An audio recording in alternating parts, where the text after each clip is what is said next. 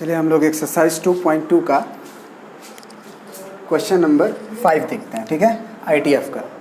देखो बहुत सारे टीचर जो है इसमें क्या मिस्टेक करते हैं, हम बहुत सारे यूट्यूब पे वीडियो भी देखे, इसमें जो मिस्टेक हो रहा है बहुत कॉम्प्लिकेटेड मिस्टेक हो रहा है और वो उसके ऊपर ध्यान देना बहुत ज़रूरी है। डायरेक्ट जो है, क्या तुम ये जानते हो कि √x² कभी भी होगा तो x नहीं होगा? अगर ये कर रहे हो तो ये गलत कर रहे हो। क्यों? क्योंकि अगर आप x के जगह पे माइनस मॉड का अगर कॉन्सेप्ट तुम्हें पता होगा तो अगर x का वैल्यू यहाँ -2 डाल दें हम तो ये सेटिस्फाइड नहीं करेगा, है ना? क्योंकि √-2 का स्क्वायर इज इक्वल टू आएगा -2, जबकि ये जो वैल्यू आता है वो तो √4 आता है, यानी कि बाहर 2 आएगा तो 2 = -2 थोड़ी होता है कि नहीं? तो √x² कभी भी √ के अंदर कोई नंबर का स्क्वायर हो तो वो मॉड ऑफ x आता है बाहर, ठीक है ना? क्योंकि अब जो है x का अगर आप वैल्यू -2 भी डालोगे तो वो ले लेगा। कैसे ले लेगा? यहाँ पे देखो, -2 का स्क्वायर और इधर -(mod2), तो ये 2 हो जाएगा और ये भी 2 हो जाएगा, है ना? कुछ लोग लिखते हैं मतलब √x² को +-x, ये भी गलत है और यही मिस्टेक वो कर रहे हैं। डायरेक्ट आप +x निकाल सकते हो, नहीं, आपको क्या करना होगा कि कभी भी √ में कोई भी नंबर का स्क्वायर दिया हो तो आप उसे मॉड करके निकालोगे। यहाँ पे कुछ भी हो, a हो तो यहाँ पे a मॉड करके निकालोगे। और अगर फिर मॉड को खोलना है तो अब मॉड ऑफ a का प्रॉपर्टी मालूम होना चाहिए कि मॉड ऑफ a जो होता है वो a तब जो होता है a तब होता है जब a का वैल्यू >0 होता है। यहाँ पे समझ लो, मॉड ऑफ a जो है वो a तब होता है जब a >0 होता है या =0 होता है, या यही मॉड a -(a) के बराबर होता है जब a का वैल्यू <0 होता है। कैसे?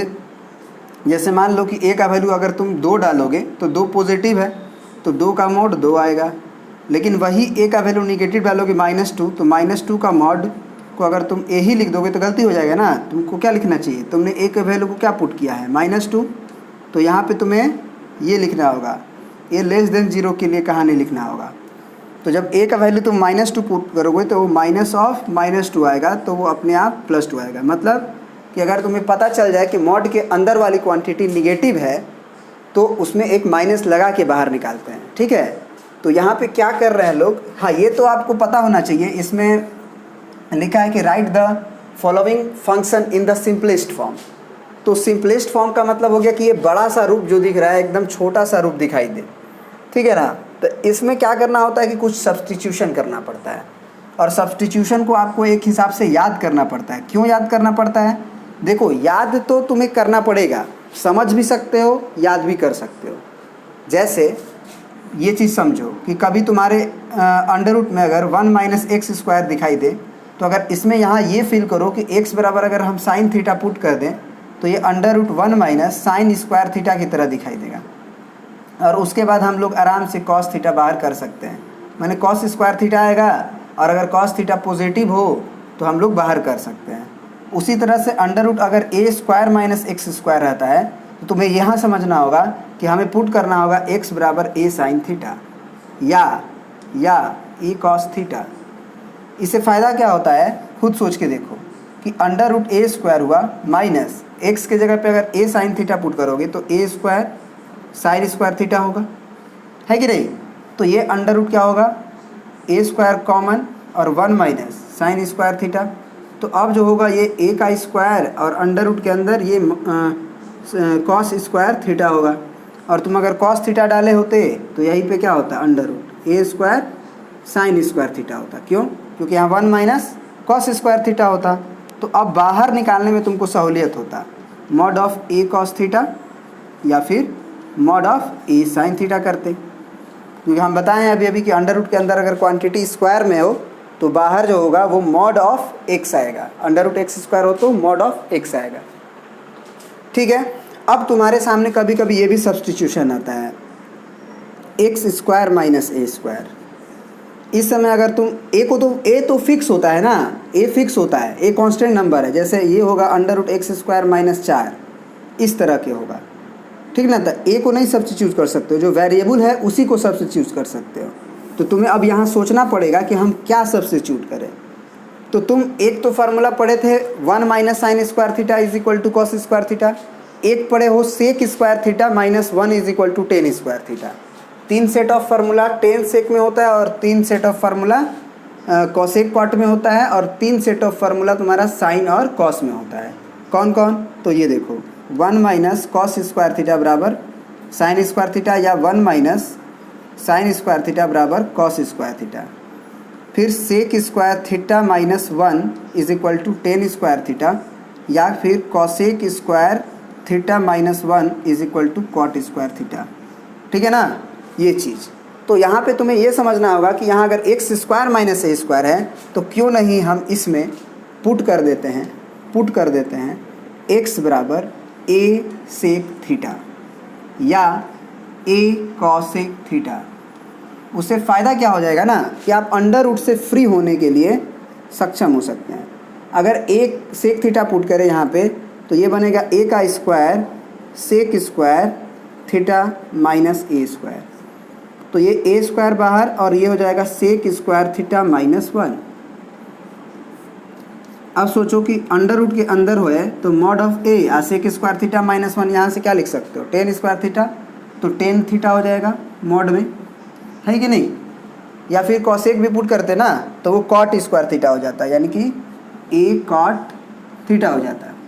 ठीक है, तो ये सब्स्टिट्यूशन तुम्हें फील करना होगा और याद करना होगा। ये सब्स्टिट्यूशन तुम्हें फील करना होगा और याद करना होगा। तो सबसे पहले एक काम करते हैं, तुम्हें सब्स्टिट्यूशन ही हम सिखा देते हैं। ये दोनों सीख गए कि अगर ए square x square minus a square रहेगा तब क्या करेंगे, और ए स्क्वायर माइनस एक्स स्क्वायर रहेगा तब क्या करेंगे। ये लिख भी लो कि कभी भी क्वेश्चन में सब्स्टिट्यूशन करना पड़े और ए स्क्वायर माइनस एक्स स्क्वायर रहे तो ये पुट करेंगे, इसको गोल घेर के लिख लो। और यदि दूसरा में लिख लो कि अगर x square minus a square है तो पुट करेंगे एक्स बराबर ए सेक थीटा, या आप पुट कर दें एक्स बराबर ए कॉसेक थीटा। फिर अगला आता है एक तो ये देखना, बहुत मज़ेदार है ये तो। और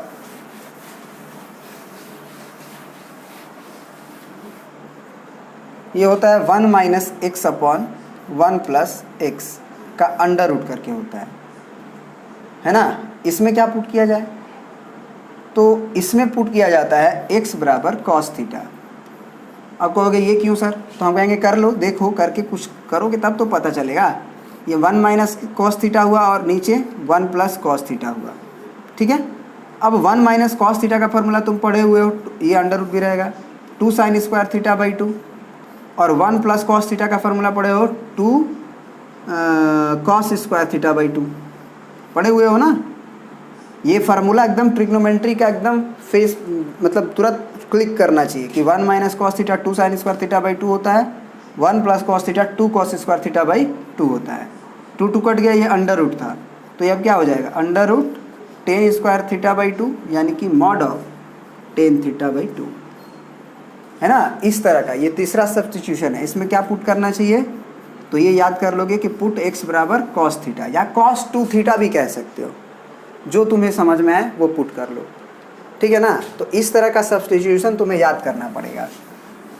ठीक है, और अगर तुम आप सब्स्टिट्यूशन को याद कर लिए तो इसमें अब तुम समझ गए होगे कि ये जो है 1 प्लस एक्स स्क्वायर है, तो यहाँ पे प्लस वाला से कैसे बाहर निकलेंगे उसके लिए हमें देखो, हाँ ये भी बताए थे हम कि अगर a प्लस एक्स स्क्वायर रहे ऐसे रहे तो क्या पुट करना चाहिए x बराबर a टेन थीटा। अब कहोगे सर ये क्यों, तो हम कहेंगे बाबू एक बात बताओ, under root 1 plus tan square theta अगर रहे तो तुम सेक ही स्क्वायर में एक फार्मूला जानते हो, सेक स्क्वायर थीटा माइनस 1 बराबर टेन स्क्वायर थीटा। तो क्या हम 1 को अगर उधर भेज दें तो ये 1 प्लस टेन स्क्वायर थीटा का भी एक बाहर हो जाएगा सेक स्क्वायर की कहानी। तो जब अंडर रूट में ये रहे तो कैसे बाहर निकलेंगे, प्लस है ना, तो सेक स्क्वायर थीटा माइनस 1 तो है नहीं। तो यहाँ पे अगर हम ए सेक थीटा पुट कर दें तो होगा क्या फ़ायदा कि ये एक्चुअली ए स्क्वायर कह सकते हो, नहीं तो रूट करना पड़ता है हमें भी, मतलब रूट ए टेन थीटा पुट करना पड़ता है, ए स्क्वायर कर लो, है ना। चलो वो भी समझा देंगे, यही पहले समझो।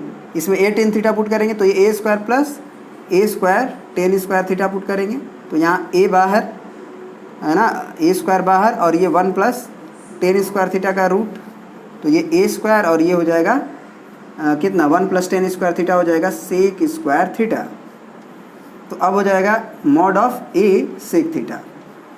और जो है कोई बच्चा पूछ सकता था कि सर ए और प्लस एक्स स्क्वायर है तब, तो हम कहेंगे कि भैया तो इसको अंडर रूट ए का स्क्वायर तो लिख सकता है ना।